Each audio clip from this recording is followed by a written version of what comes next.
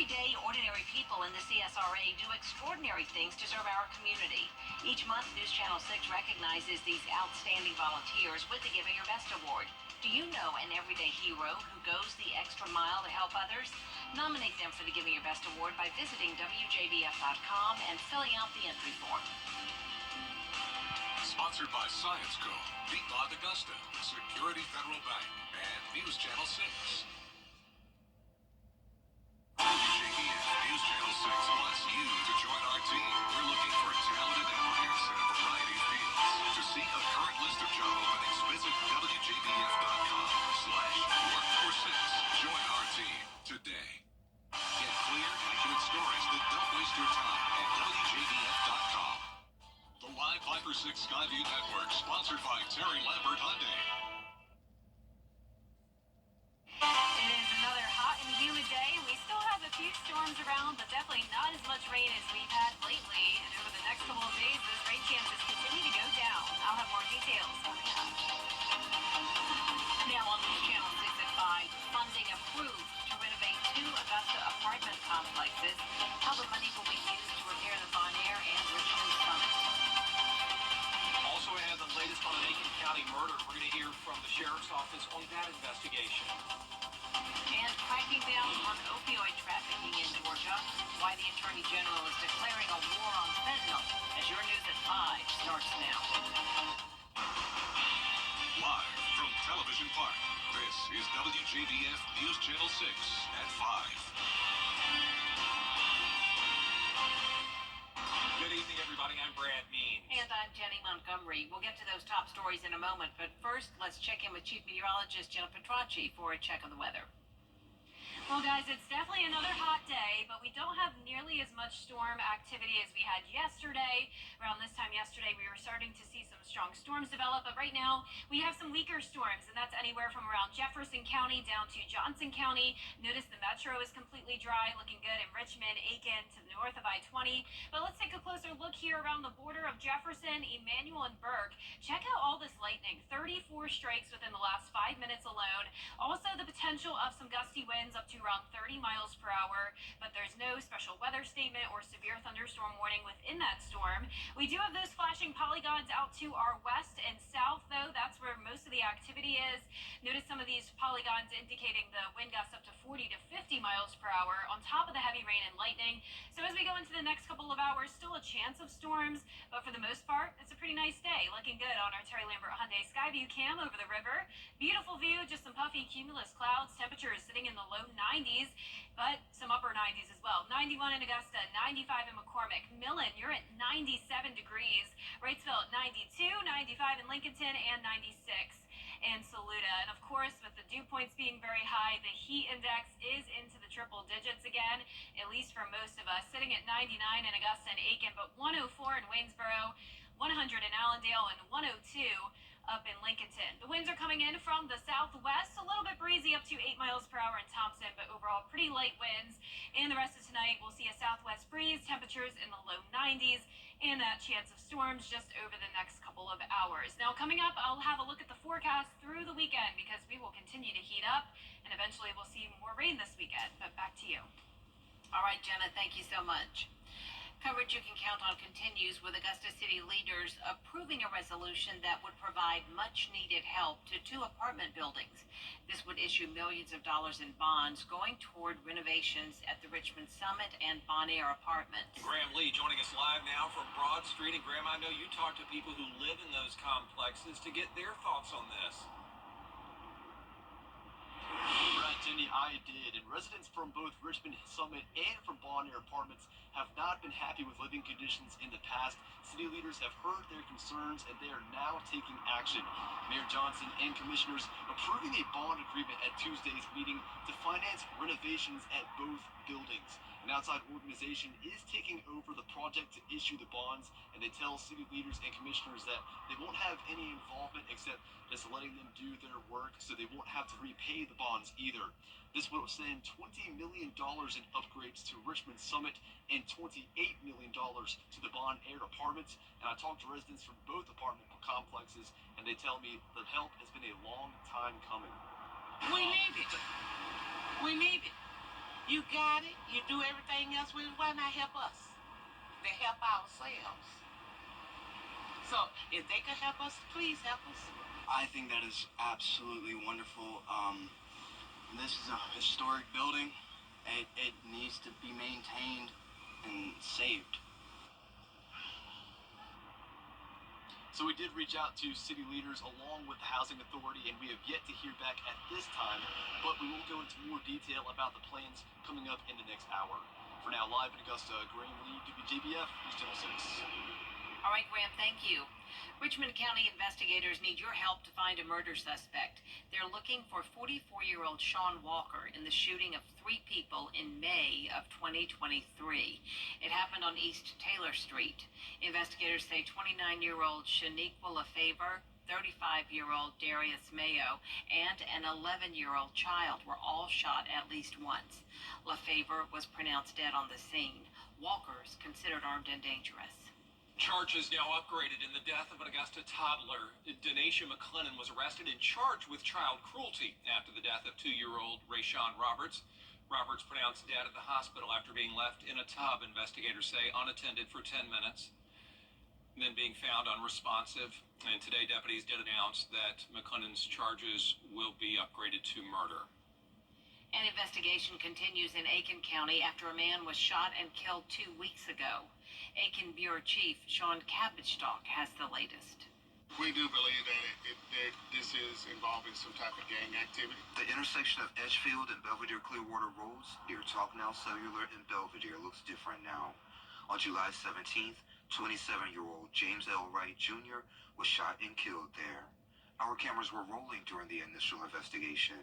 Surveillance video shows 4 men in a light-colored Infiniti SUV involved in the shooting. 3 exited the vehicle and essentially executed this young man that day.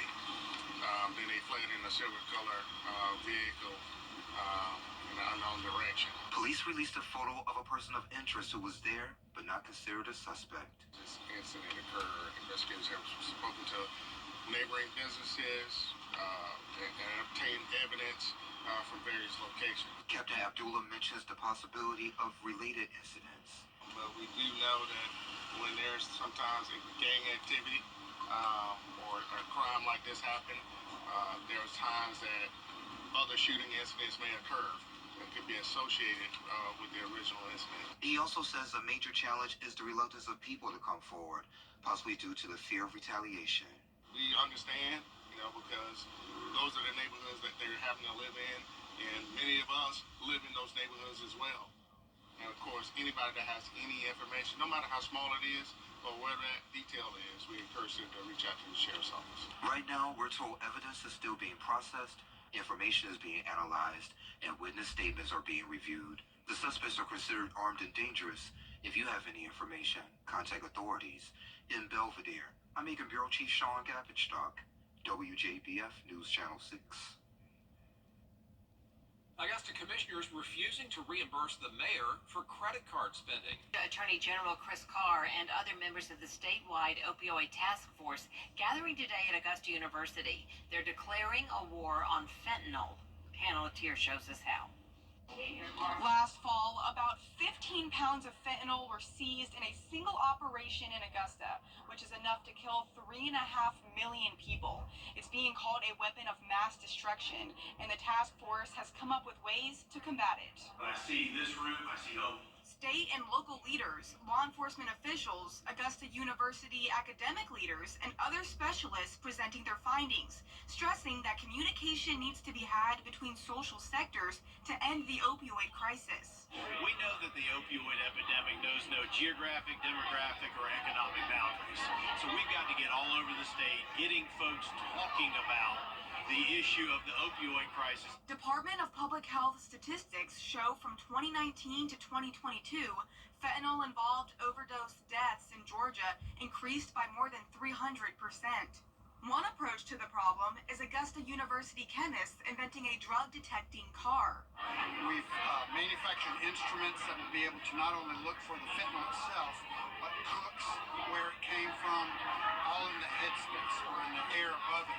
Local organizations geared toward helping people recover were there, like Hope House, a treatment center for women. So in the last year, Hope House has helped over 225 women with recovery and treatment services. To increase services like this, the state is getting big money in settlements with opioid-involved companies to expand treatment, recovery, and prevention services in the state. And so we feel that Georgia is in the position to get nearly $1 billion to our cities and counties through the state that will be deployed as grants and that type of thing. And it's going to make a difference. It really is. Those funds will be received and distributed over time, and we'll have more information about the settlements and the grant application process at WJBF.com. In Augusta, Hina Latier, WJBF News Channel 6. A big birthday for a Georgia veteran. 21-year vet John Ballard turned 100 years old today. There was a party at the Georgia War Veterans Nursing Home on 15th Street. His daughter says she's honored by the turnout for her dad's big day. You know, veterans take care of veterans. And what truth did she tell? Yeah. You guys have done a magnificent job with my dad. They don't have much time left, so we want to make sure they truly are honored. It's beneficial to us, it's beneficial to our youth groups to know that you must recognize your past before you go to the future. We do have happy 100th birthday. Oh, the happiest birthday to you, Mr. Pollard, and we sure do thank you for your service to our country. Great turnout there, and well deserved. Still ahead, a new tool in the fight against colon cancer. How a newly approved blood test can help save lives. Next.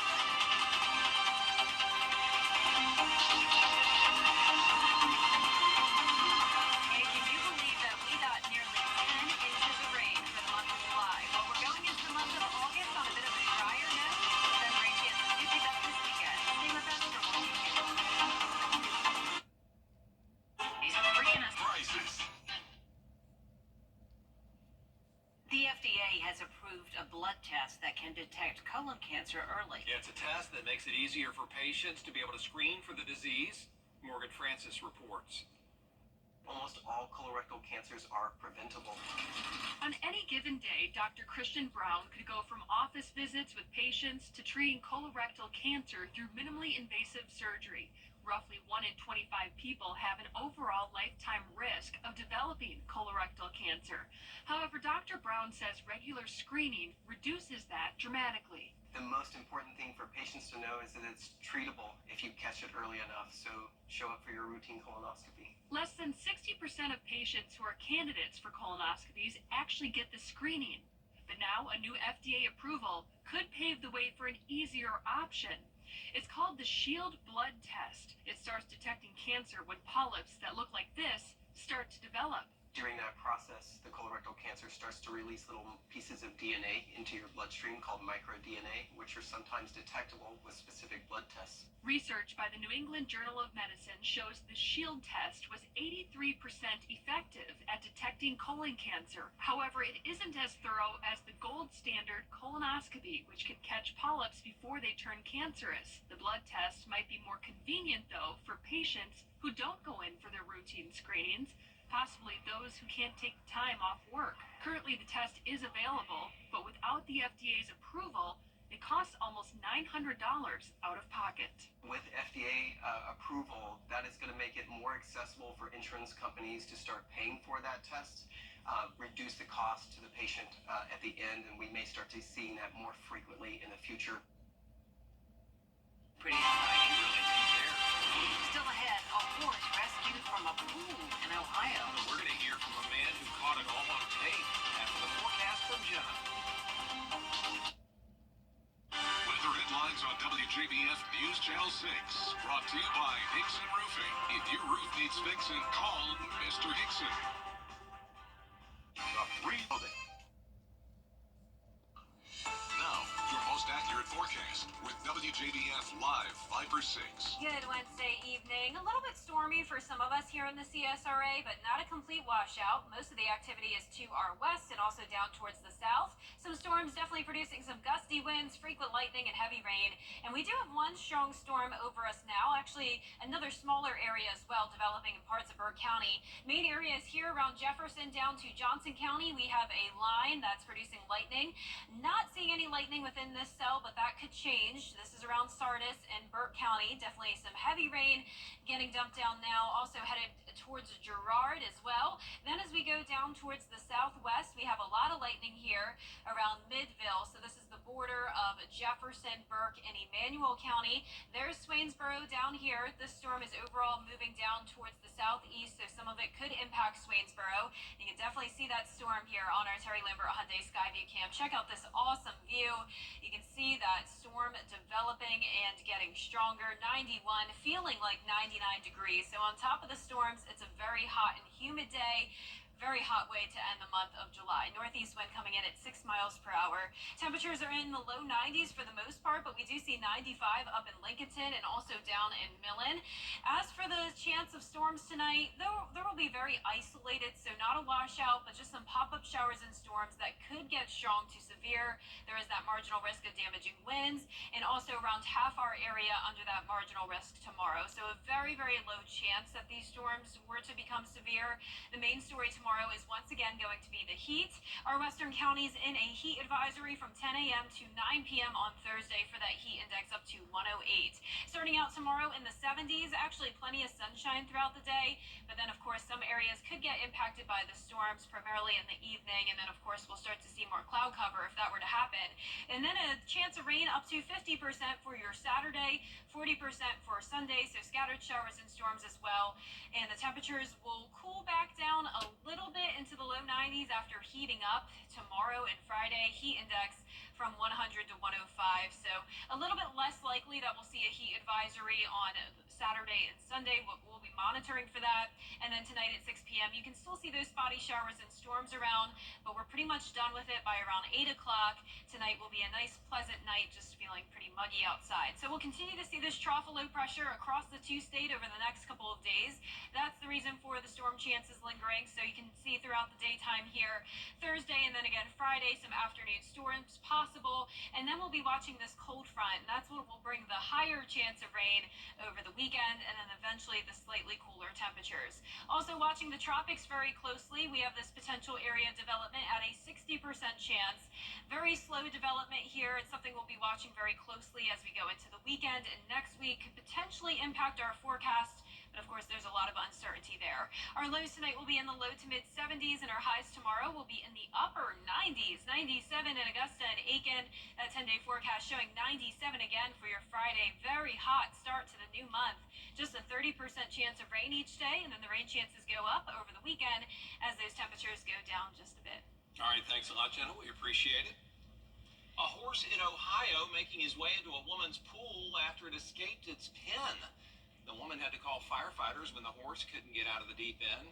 And as you see, a man who lived nearby captured the entire event on his drone camera. Thank goodness first responders got that horse to go to the shallow end so it could get out. And then I got my drone in a position and I see all the people down by the pool and I was like, what is that? And I saw them fighting to get something out of the pool and I was like, oh man, don't tell me that's a body wrapped in a blanket. And of course, then you see it's a horse. And I'm like, where did that come from? Deputies eventually found the owner of that horse and got it back home. Thank goodness everything's okay. My goodness.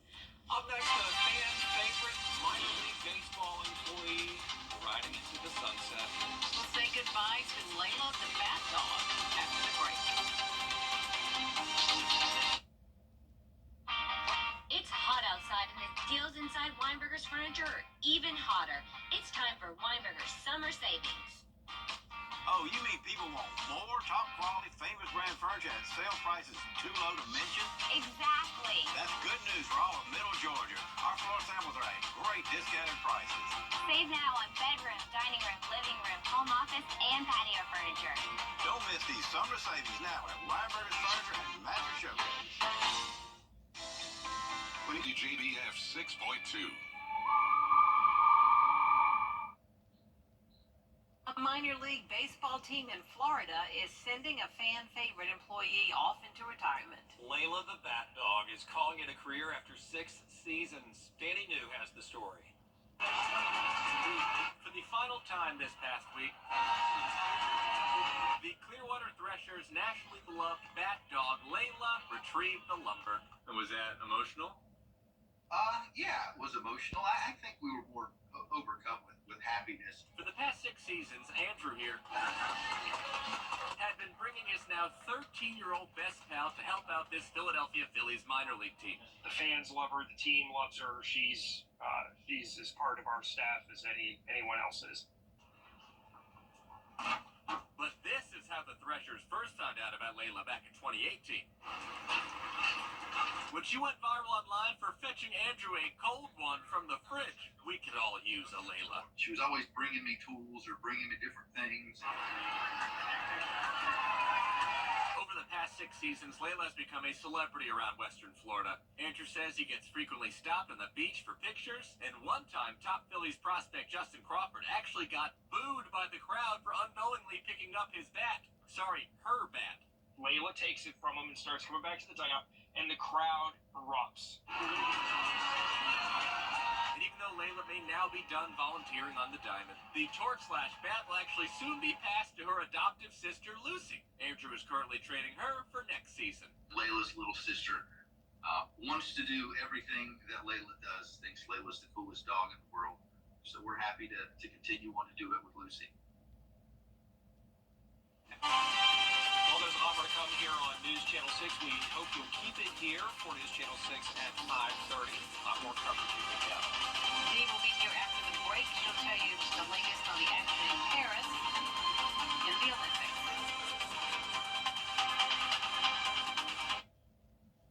Confused about Medicare?